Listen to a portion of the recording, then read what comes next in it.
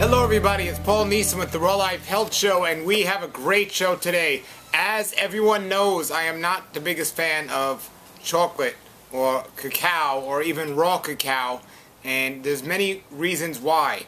I do not think it's a health food, and I don't think it's a superfood. I think that when I first got involved in a raw food diet and lifestyle, people weren't doing something foolish like calling chocolate a health food. Now, if you enjoy the taste of chocolate and you desire that you want to have it, consider it a snack or a treat. You can have it on an occasion. But to do it every single day and call it a health food, not a wise idea in my opinion. But there are other people that think different. Well, today on the show we have an interview I did as a featured guest this past week on the Raw Life Health Show. His name is Philip McCluskey, and he actually wrote a book about carob and carob desserts. Now, carob is a pod in nature that tastes delicious, very sweet, unlike a cacao bean, which is very bitter and not tasting good at all by itself. Well, carob it can be ground down into a powder, and it tastes great. And we have on my website, rawlife.com, truly raw carob powder for sale. If you're interested in tasting a better sweetener or alternative than chocolate, because chocolate has some possible or some known I don't even want to say side effects, I want to say direct effects, because they affect your health in a negative way. Now, some of you might not have experienced that, but it's still taking place. Whether you believe me or not, whether you love chocolate or not, that's your choice. But get the carob and check it out. It's truly raw carob at rawlife.com. So let's get back to today's guest, Phil McCluskey. He was the featured guest last week. He lost over 200 pounds on a raw food diet. And he just wrote a book, or he recently wrote a book, about carob desserts, or making desserts with carob instead of chocolate. So he's going to briefly, this is a clip from his longer video. So if you didn't see that longer video, check out this clip of Philip McCluskey talking about why he wrote a book about carob instead of the cacao that everyone's talking about. So here it goes right now. Thank you. You know, I've always told people, chocolate is not a health food. If people want it for a snack or a dessert, let them be at that. But I've always used carob as a delicious, I don't even want to say substitute as chocolate, because it's a completely different item. And you actually came out with a book of carob desserts to show people how great carob could taste. Can you talk a little about why you did that and exactly a little bit about that? Sure, absolutely, Paul. There's a lot of talk now about carob, and it's funny because I remember a long time ago, back in the day, maybe 20 years ago, it was the popular health thing. Maybe around 10 years ago, I used to even see carob-coated rice cakes in the health food store, and think to myself, what is that? And there were some people who knew about carob and some people who didn't know about carob. And those that did felt like they had a little secret, and the rest just didn't know about it. And so it kind of disappeared for a while.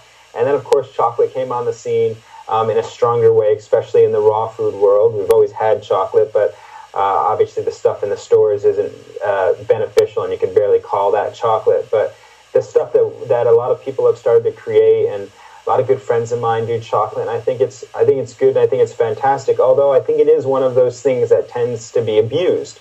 Much like alcohol or any other thing, can be out of balance with. And so there were times that even I would just end up eating candy bar after candy bar, or chocolate bar after chocolate bar, and realizing, wow, I feel like a crash coming on. Where's this from? And I remember the first time I went to a chocolate making contest in New York, and it was like a party and a get together. And I was just so out home. I just had my head in my hands on the train, and I thought to myself, "Wow, this is pretty intense." So, saying that, I've had chocolate dance parties in New York, and I think it's one of those really great segues into introducing people into the raw food lifestyle, especially in my crowd that I tend to attract, because in the city we tend to have a lot of younger people who might not be interested in carrot sticks and celery, but when they hear something about, chocolate and dancing, and then they get there, and then they see everybody that's really, really healthy and vibrant, and then they want to know more about the actual lifestyle. So it's kind of a neat segue in regards to that.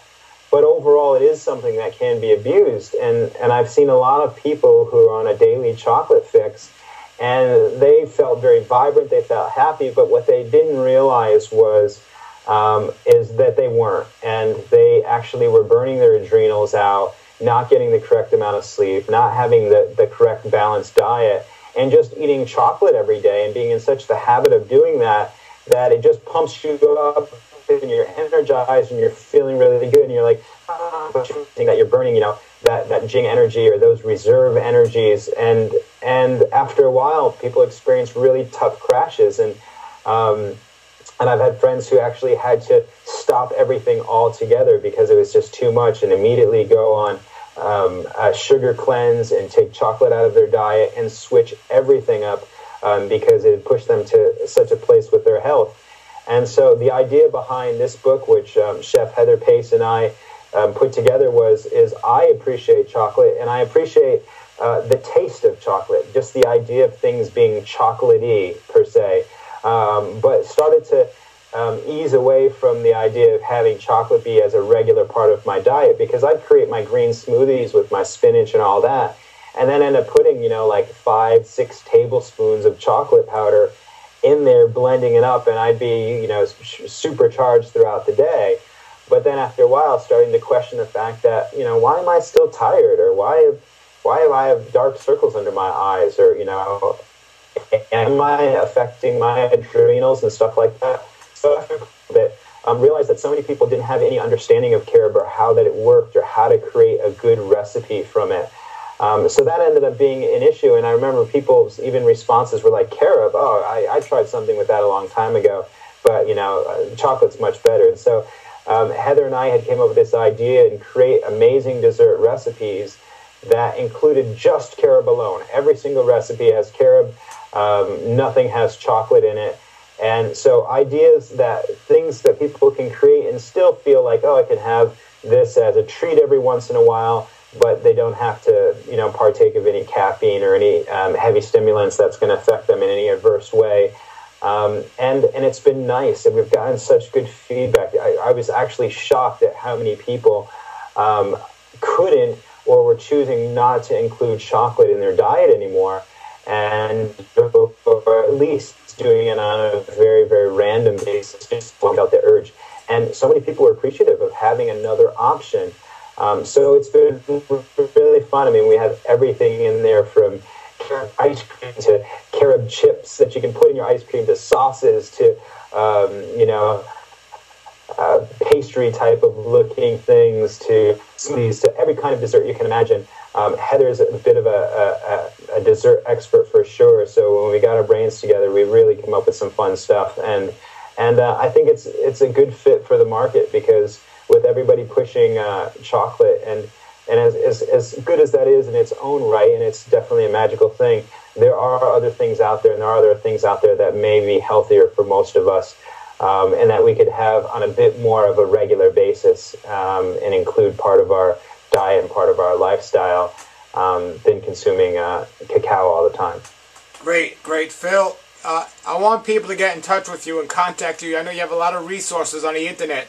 Please give people your website and any other contact information so they can get in touch with you. Sure, you guys can find me at lovingraw.com. That's just LOVINGRAW.com, lovingraw.com. I have all my information there, before and after pictures. If you're interested in my carob book, Raw Food Carob Desserts, you can check that out. I have other books on there as well, Raw Food, Fast Food, How to Create Recipes in 10 Minutes or Less. But more than anything, I have tons of free video that I'd love for you guys to watch.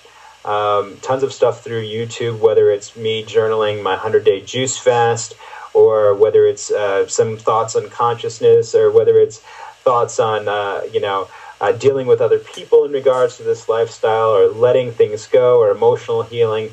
Tons of stuff on there for free. Feel free to just come on, check it out, explore the site. You can email me directly through the site. I'm happy to respond. So yeah, just definitely a source of information, and feel free to check that stuff out as well. Great, Phil. Thanks so much. All right, everybody, there he was. That was Phil McCluskey talking about carob, it tastes great, folks. If you have any comments or questions, just post them below the video. And until then, have a great day and a great raw life. nature's wealth, good for your health. This is the Raw Life Health Show. Raw Life, brighten up your life.